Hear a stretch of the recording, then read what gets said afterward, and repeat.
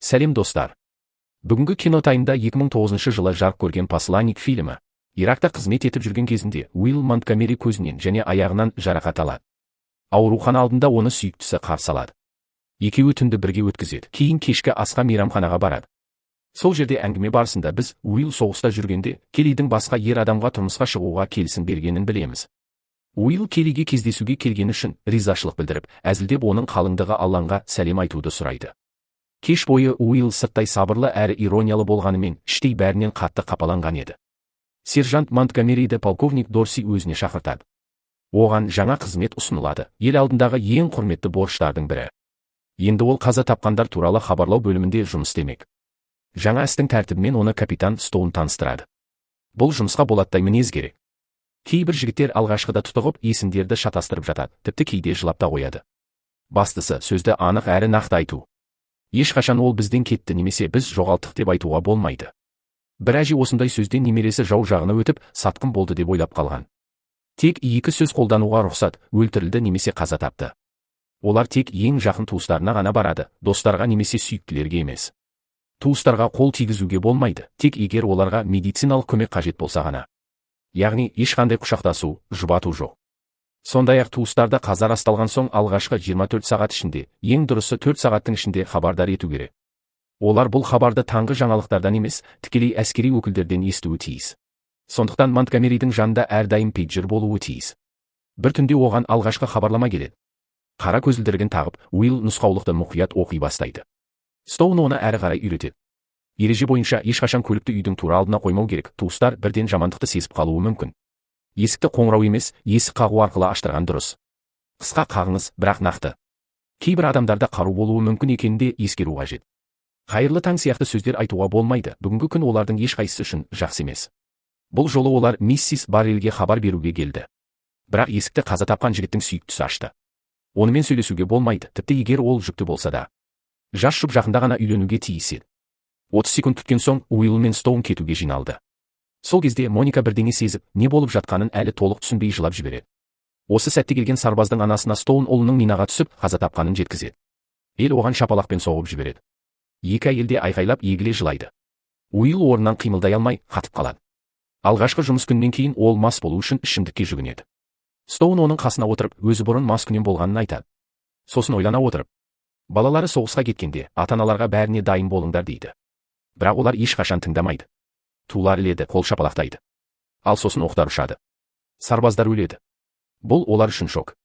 Егер адамдар шындыққа үйренсін десек, барлық жерлеу рәсімдерін теледидардан көрсету керек дейді. Уилл Келли туралы айтып береді. Олар балалық шақтан бірге өскен еді. Бірақ оны соғысқа жіберген кезде Уилл оған: сен енді еркінсің деген. Өйткені бір күні Стоун сияқты біреу оның есігін қағып, қаралы хабар жеткізгенін қаламады. Үйде Уилл жартылай ұйқы күйінде өмір сүріп, кез келген ұсақ түйек іспен айналысып жүрді. Пейджерге келетін келесі хабарды күтуден басқа амалы жоқ еді.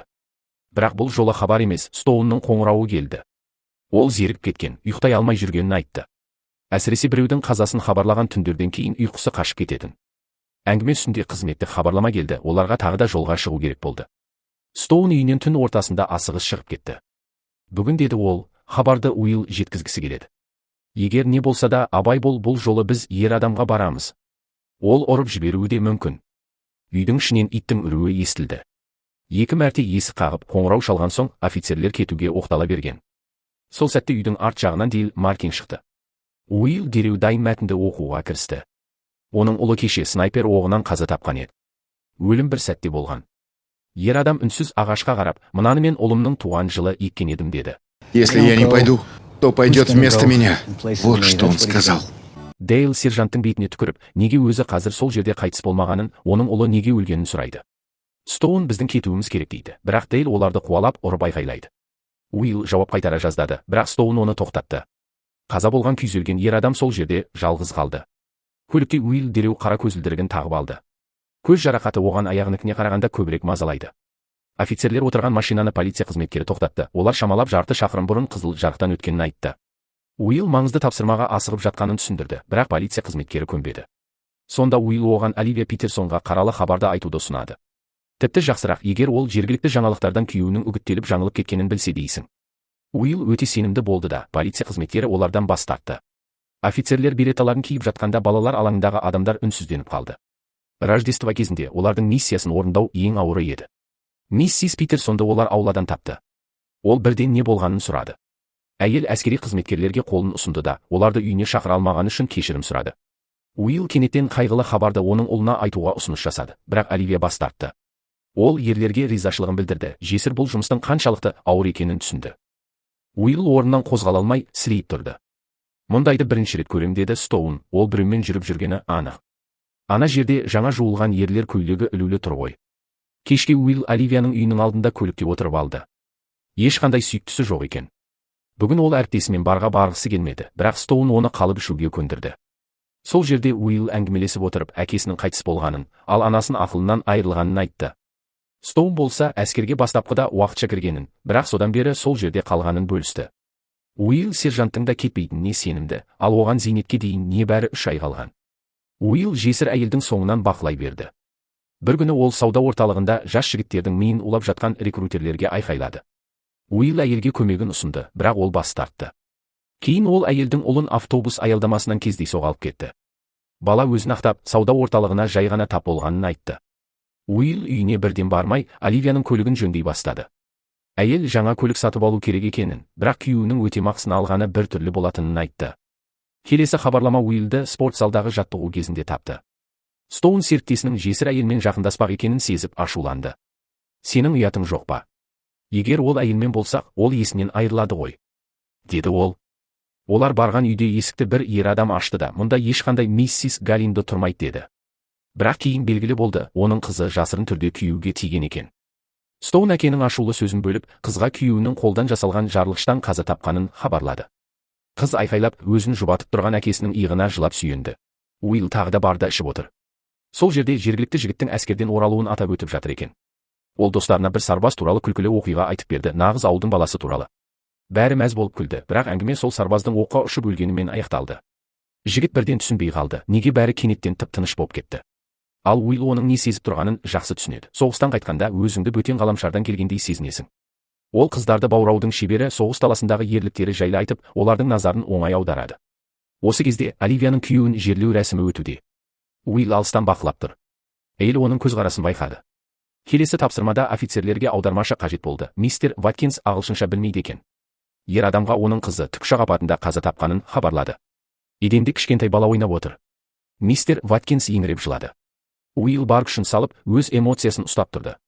Кейін Оливия Уиллге хабарлама қалдырды. Ол тойға шақырған үшін кешірім сұрады және келмеуін өтінді. Осы мәселе үшін ол мен Аллан қатты ұрсып қалған. Уилл еденде ұйықтап қалып, ертесінде Оливияға барды да, оның ұлына әкесінің әскери бөлімінің туын сыйлады. Большое спасибо. Флаги и кастрюли. Их у меня все больше и больше.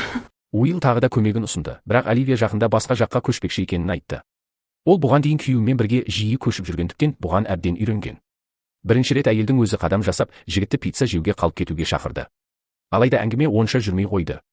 Оливия Уиллге қоймада тұрған марқұм күйеуінің заттарынан қажет болса, бірдеңе алып кетуді ұсынды, бәрібір ол бәрін өзімен бірге сүйретіп жүрмейді. Жігіт оны сүйгісі келді, бірақ әйел, егер оларды біреу көріп қалса, оны аза тұтқан әйелдің күйін пайдаланып кеткен бейшара, ал өзін арсыз деп атайтынын айтты. Сонда Уилл бала кезінде 10 жасында әкесінен айырылғанын айтты.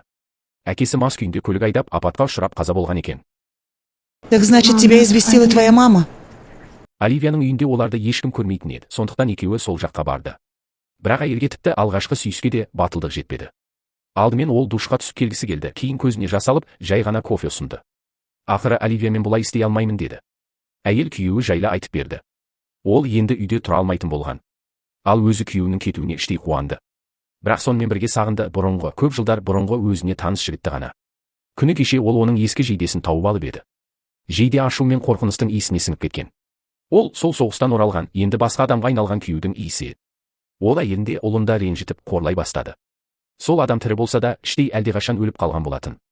Бірақ Оливия бәрібір сол жейдені жуып қойғысы келді. Мен Уиллді бекер үйге шақырдым, деді ол ақырында. Әйелге тіпті күйеуін бұрынғыдан да қатты жақсы көріп кеткендей көрінді. Оливия кетерде Уилл оны тоқтатып, үйде біраз отыруға рұқсат сұрады. Мұнда маған тыныш, деді ол. Сарбаз құпия тапсырма орындау кезінде қаза тапса, әскер басшылығы мұны қайғылы жағдай деп атайды. Келесі өлімді ақтау үшін. Басқа сарбаз ордан құлап өлсе, оны соғыс даласында ерлікпен қаза тапты дейді, бәріне мағына беріп жұбатудың амалы. Бір қарт ерлі зайыпты дүкенде жүреді. Олардың ұлының тегін естіген Уилл қорқынышты хабарды тура сол жерде жеткізді. Ер адам жүрегі ауырып, лоқсып жіберді. Ал сержант қайғыдан есеңгіреген ата-ананы құшақтап, орнынан тұрғызуға көмектесті. Кейін ол жаңа келген қызметкерді ереже бұзғаны үшін туыстарға қол тигізуге болмайтынын ұмытқаны үшін қатты зекіп тастады. Уилл капитанға ренжіп көлікке отырмай қойды. Үйіне кешкісін жаяу қайтты. Стоун оның демалысқа мұқтаж екенін айтты. Екеуі келісіп демалысты бірге өткізетін болды. Қыздардың бірінің ормандағы үйі бос екен. Стоун мен оның сүйіктісі үйдің ішін басына көтеріп айқайлап, ырсылдап жатқанда Уилл өз серігімен тым-тырыс сыртта отырды. Барлық демалыс бойы серіктер бір толқынға түсе алмады. Стоун Уиллді тым бәрін жүрегіне жақын қабылдайтынын айтып кінәлады. Сол кезде олардың жанынан су мотоциклінде жүрген жастар өтіп, су шашып кетті. Стоун оларды боқтап тастады. Бұған ашуланған жігіттер қайта келіп, әңгіме ерлерше шешілді. Нәтижесінде екеуі көгерген, лайға батқан, мас күйде қалаға қайтты. Осы күйінде олар Келлидің үйлену тойына кіріп барды. Сол жерде Таланмен танысты. Стоун сақалды жігітті ішімдік ішуге алып кетті де, бұрынғы ғашықтарды жалғыз қалдырды. Қыз бұл кездесудің неге қажет екенін түсінбеді. Банкет кезінде Уилл масайып, тост айтуға бекінді, бірақ Талан оны бөліп жіберіп, әскерилердің құрметіне тост көтерді. Уилл жас жұбайларды әдеттегі әскери хабарлама стилінде құттықтады, салтанатты, бірақ суық және ирониялы түрде. Кейін Стоунмен бірге тұрпайы ән айтып, іштен шыққан бар ашуын айқаймен шығарып алды. Содан соң серіктер автотұрақта соғыс ойынын ойнап, мылтықсыз шайқасқа кірісті. Уилл көлікте ұйықтап қалды, ал Стоун ормандағы жерде есінен танып құлады. Сержант оған зейнетке шығуды ұсынды, бірақ полковник оны оңайлықпен жібермейді. Өйткені дәл осы полковник оны бірде ұрып соғудан құтқарып қалған, яғни Стоун армияның меншігі сияқты. Капитан мойындады, ол өзінің соғыс шомылдыру рәсімі туралы өтірік айтқан, шындығында ешқашан соғыс көрмеген. Монгомери үйіне оралғанда офицерлерді Дейл Мартин күтіп тұрды. Ол соңғы рет ұлынан келесі аптада көрісеміз деген сөз естігенін айтып, шын жүректен кешірім сұрады да Уиллдің қолын қысты. Кешке Уилл досына өзінің жарақат алған сәтін егжей-тегжейлі айтып берді. Қала көшесіндегі ұрыстар, қасында жарылған қолдан жасалған бомбалар, бетінің жартысы жойылған сарбаз. Ол екі жас сарбазды құтқарып, оқ астындағы көшеде жатқан деректі көрді. Уилл оған қарай жүгіріп барып, сүйреп әкетпек болды. Сол кезде оның аяғы басқа кварталда қалып қойғандай болды. Раненога ол көліктің астына жасырды. Бірақ дәл сол сәтте деректің астында жатқан бомба жарылып кетті. Уиллдің үстін жолдасының етімен қан сөлі жауып кетті. Ол есін тек ауруханада жиды. Сол жерде оны алғаш рет қаһарман деп атады. Бірақ Уилл өзіне бұл сөзді қабылдай алмады. Қандай қаһарман ол, егер солдатты өзі бомба үстіне отырғызған болса? Көзін таңып, жарасын тіккеннен кейін ол түн ортасында аурухананың төбесіне көтеріліп, шетіне барып тұрды. Сол сәтте ғана оның жан дүниесі тынышталғандай болды. Неліктен секірмедің? Деп кейін Стоун сұрады. Рассвет начался. Взошло солнце, и умирать расхотелось. Стоун ішімдікті бір жола тастап, енді тек пепси ішеді. Бірақ кенеттен өзі де күтпеген күйде көзіне жас алды, жүрегіндегі ауырлық шыдас бермеді. Осы кезде Оливия бар заттарын жинап қойған еді. Үйінің алдына Уилл келіп тоқтап, оның ұлымен бірге қай штатқа көшіп бара жатқанын сұрады. Сержант соңғы қораптарды көлікке көтерісіп салды. Ол соңғы мүмкіндігін пайдаланғысы келіп, нақты мекен-жайларын сұрады, міндетті түрде барып тұратынын айтты. Оливия әзірге жаңа мекен-жайды білмейтінін айтып, оны үйге кіріп жазып кетуге шақырды. Уилл өз мекен-жайын қағазға жазып қалдырды, ал Оливия оған сөз берді, міндетті түрде хат жазады. Екеуінің де өмірінде жаңа таң атты. Достар, арнамызға сіздердің қолдауларыңыз қажет. Арнамызды 1000 оқырманға жету үшін арнаға тіркеліп, видеоларымызды барынша таратайық. Келесі кинотаймда кездескенше. Елімізде тыныштық, бейбітшілік заман болсын.